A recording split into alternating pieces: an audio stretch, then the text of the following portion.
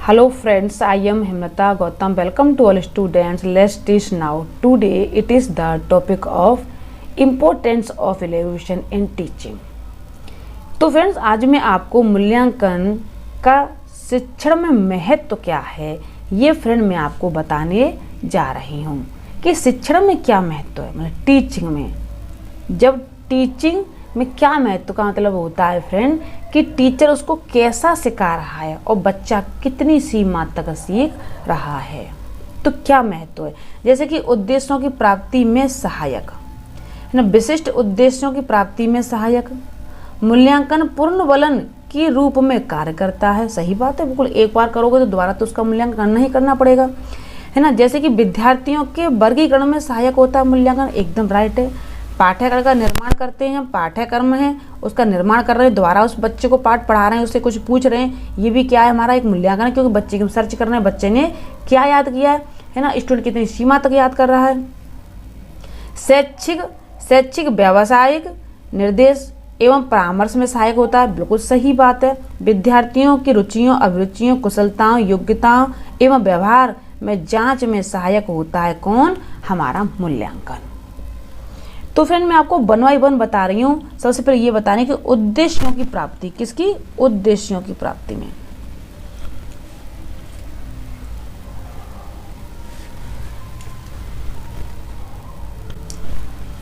उद्देश्यों की प्राप्ति में कैसे सहायक होता है,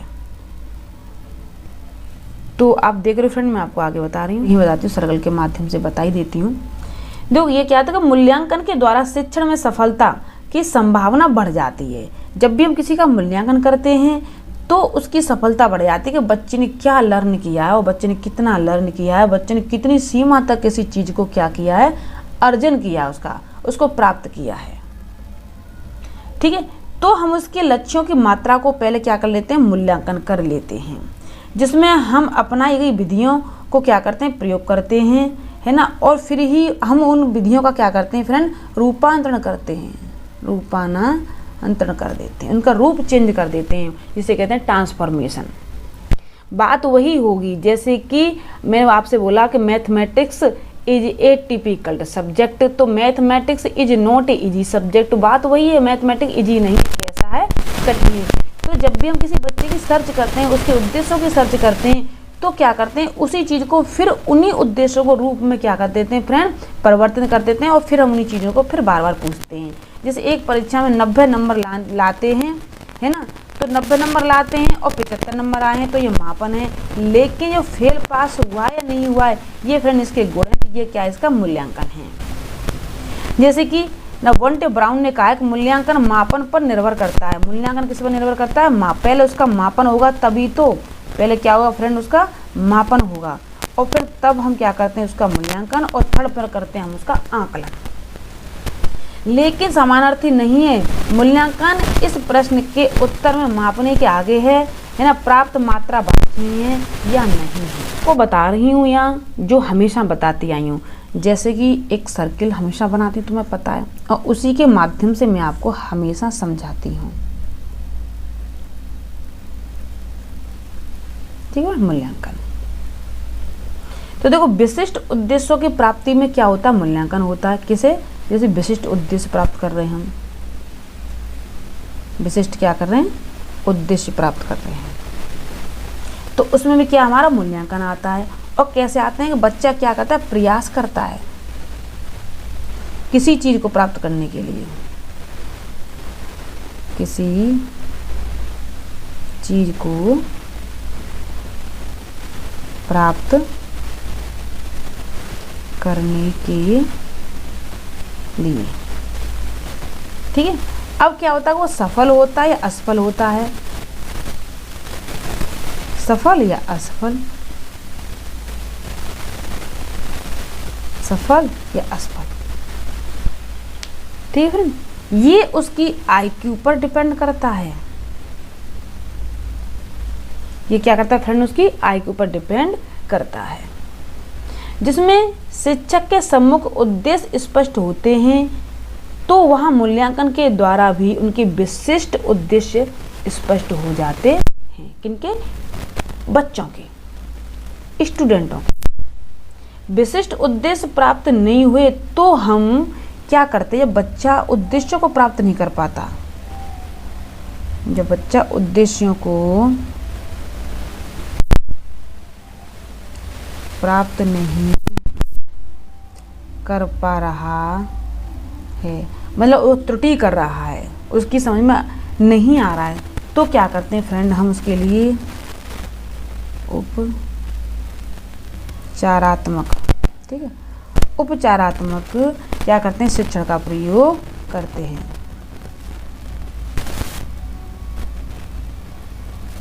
का प्रयोग करते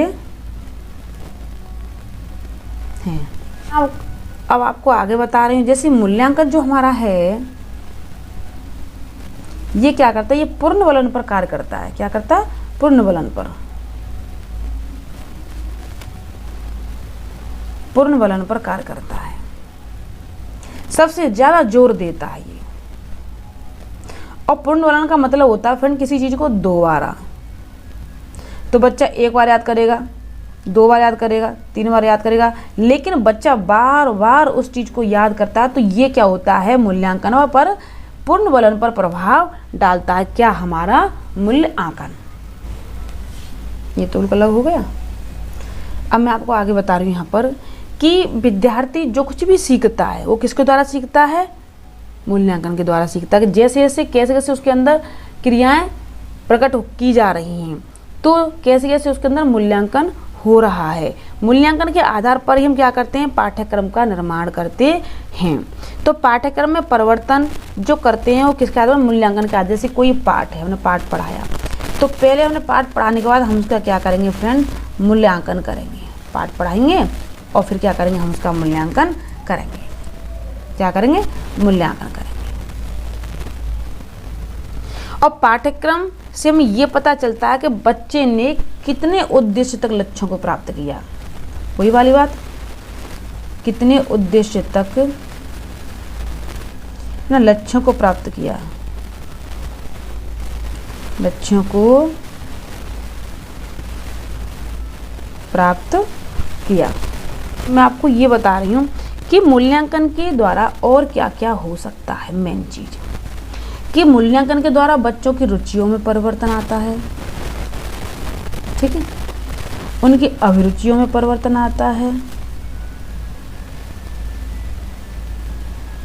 ठीक है, कुशलताओं में परिवर्तन आता है,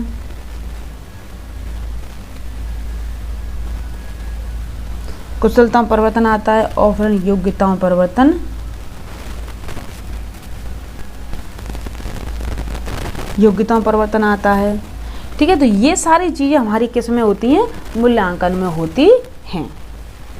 तो फ्रेंड जिस तरीके से मैंने आपको ये मूल्यांकन के बारे में बताया है तो आप सबकी समझ में आ गया होगा, लेकिन फिर नहीं भी आता है तो फिर मैं आपसे बार बार इसी बात का रिक्वेस्ट करती हूँ कि अगर किसी भी स्टूडेंट में नहीं भी आता है फ्रेंड, तो वीडियो के लास्ट में कमेंट बॉक्स में कमेंट करके मुझे बता सकते हो कि मैम हमारी यहाँ समझ में नहीं आया, क्योंकि मैं सभी का कमेंट ही देखती हूँ फ्रेंड और वेट भी करती हूँ कि कमेंट क्यों नहीं आ रहा है। एक सर्कल के माध्यम से और अंडरस्टैंड कर रही हूँ।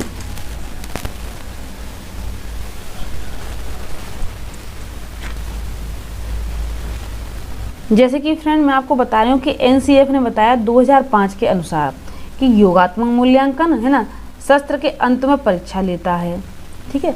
अब क्या होता है कि रूपात्मक या रचनात्मक मूल्यांकन पढ़ते समय मूल्यांकन करता है। सतत मूल्यांकन कहते हैं हम कंटिन्यूस इवैल्यूएशन, ये निश्चित अंतराल पर मूल्यांकन ले लेता। 15 दिन के बाद बच्चे का क्या होता है? पेपर हो जाता है।